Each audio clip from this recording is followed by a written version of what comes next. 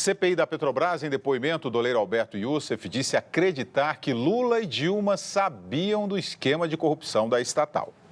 A confirmação do doleiro Alberto Youssef foi feita após o deputado Bruno Covas, do PSDB de São Paulo, ler o depoimento de delação premiada. Tanto a Presidência da República, Casa Civil, Ministro de Minas e Energia, tais como Luiz Inácio Lula da Silva, Gilberto Carvalho, Ideli Salvati, Gleisi Hoffmann, Dilma Rousseff, Antônio Palocci, José Dirceu e Edson Lobão, que reafirma que o alto escalão do governo tinha conhecimento. Diante do exposto, indago. Vossa Senhoria confirma essa declaração? Confirmo e digo que isso é no meu entendimento. Alberto Youssef é peça-chave nas investigações da Operação Lava Jato. Ele foi o primeiro a depor hoje em Curitiba, na sede da Justiça Federal. Confirmou que repassou R$1 milhão à campanha de 2010 da senadora do PT do Paraná, Gleisi Hoffmann. Dr. Paulo Roberto Costa chega para minha pessoa e diz que Paulo Bernardo foi pedir a ele dinheiro para a campanha da sua esposa, Gleisi Hoffmann, chefe da Casa Civil, para a campanha de senadora de 2010, eu não tenho a não ser a entender que o Palácio sabia o que acontecia. Youssef ainda disse que não se encontrou com o ex-tesoureiro do PT, João Vacari Neto, mas confirmou que entregou pessoalmente a Marice Corrêa de Lima, cunhada de Vacari, quantias em dinheiro. Ele também negou conhecer o ex-ministro da Casa Civil, Antônio Palocci. Outros presos na Lava Jato, entre eles o ex-diretor da Petrobras, Nestor Cerveró, o empresário Mário Góes e o lobista Fernando Baiano, optaram por permanecer em silêncio durante o depoimento à CPI. Amanhã, a CPI da Petrobras deve ouvir os parlamentares que estão presos aqui em Curitiba. André Vargas, que era do PT, Luiz Argolo, afastado do Solidariedade, e Pedro Correia, do PP. Os 3 políticos foram indiciados hoje pela Polícia Federal pelos crimes de corrupção, fraude a licitações, lavagem de dinheiro e organização criminosa, após a conclusão de inquéritos da 11ª fase da Operação Lava Jato. Outros 27 suspeitos, entre eles Alberto Youssef e o empresário Pedro Paulo Leone Ramos, que foi ministro do presidente Fernando Collor, também foram indiciados. O Ministério Público Federal vai avaliar os inquéritos, mas não há prazos para análise. Em nota, a senadora Gleisi Hoffmann afirmou que não recebeu nenhum recurso de Alberto Youssef. E o ex-ministro José Dirceu também negou envolvimento. O Palácio do Planalto e a assessoria do ex-presidente Lula disseram que não vão se pronunciar sobre o assunto. As assessorias de Ideli Salvati, de Antônio Palocci e de Edson Lobão também não comentaram a denúncia. E a assessoria de Gilberto Carvalho não foi localizada. Vila, dá para dar crédito nesse Alberto Youssef? Pelo tudo que foi levantado e por documentos entregues, a delação não é assim, que você vem e fala, como se fosse está fazendo uma fofoca, uma frutica qualquer, não. Você está efetivamente apresentando todos esses dados.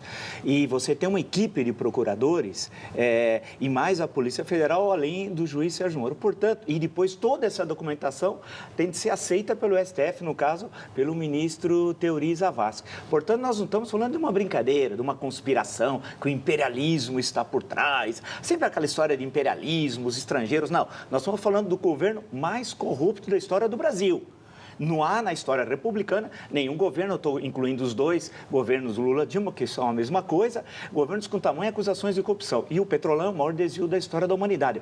E quando o Paulo Roberto Costa, semana passada, na CPI, mas em Brasília, disse que deu 2 milhões para a campanha de Dilma, Camor Tranco, aquilo foi recebido como fosse um dado da natureza. Você falasse que existe a montanha, um lago, um rio, os afluentes da margem esquerda e direita do Amazonas, foi achado como normal. Eu achei que teriam, o Dias Toffoli, presidente do TSE, fosse falar que absurdo, eu não era presidente, mas isso é um absurdo. Ficou quieto. Agora, esse senhor, Alberto Youssef, que já falou 300 mil coisas, terríveis, diz que deu 1 milhão para a campanha de 2010. Ele deu 1 milhão e também deu para a campanha da senhora Gleisi Hoffmann. Portanto, e falou uma coisa óbvia, que eu já disse aqui. Pela magnitude, pelo número de pessoas envolvidas, você não pode ter uma quadrilha sem chefe. É coisa brasileira, parece só no Brasil, igual o jabuticaba, a rosa grega, que só tem no Brasil, não tem na Grécia, bife à parmegiana, que só tem no Brasil, não tem em Parma. Então, você acha que tem uma quadrilha sem chefe? Pô, pensa que nós somos idiotas, o chefe quem é? Mora em São Bernardo do Campo, todo mundo sabe. Ou a gente tem coragem de dizer isso? É impossível um esquema sem que o Palácio do Planalto, ele teve a sinceridade, a hombridade, honrou as calças que veste, Alberto Iossi, de dizer o seguinte, e é na Casa Civil, e citou os nomes. Então, portanto, é isso. Agora, vou esperar, ele é um cidadão igual a gente, Luiz Inácio hoje. Nós aqui somos iguaizinhos a ele, ele não tem nenhum foro privilegiado. Já foi um requerimento, já foi protocolado para que ele deponha na CPI. O Brasil só vai ser democracia, no meu entender, quando o Luiz Inácio Lula sentar para depor, ao menos isso, na CPI do Petrolão. Porque ele dizer que não sabia de nada, ou ir publicamente fazer aqueles discursos, já que aqui ele não vem debater tete a tete, não é entrevista, debate, cara. Eu quero ver ele lá na CPI do Petrolão, porque é inadmissível ele não ir depor lá depois de ser acusado de tantos crimes e de chefiar o maior esquema, o maior roubo da história da humanidade. Ayrton, a mesma pergunta que eu fiz ao Vila. Dá para dar crédito a esse senhor Alberto Iossi? Olha, eu aprendi no direito criminal, lá na Faculdade de Direito Estadual de São Francisco, que um depoimento de corréu tem que ser analisado com ressalvas. Porque geralmente o corréu procura colaborar com a investigação, ao mesmo tempo que incriminar outros e aliviar com isso a sua responsabilidade no processo. Eu acho que tudo isso que esse doleiro disse, que disseram os outros delatores, principalmente os empresários, tem que ser levado em conta. Esse empresário posando agora, que foi chantageado, também não dá para acreditar, porque o overprice nas obras que eles fizeram transcende muito os valores que foram definidos como valores destinados à corrupção. Né? O sujeito cobrou por uma obra 30% a mais do que ela devia ser cobrada e deu 3% de corrupção para um, 2% para outro, quer dizer, ele não tirou do dele.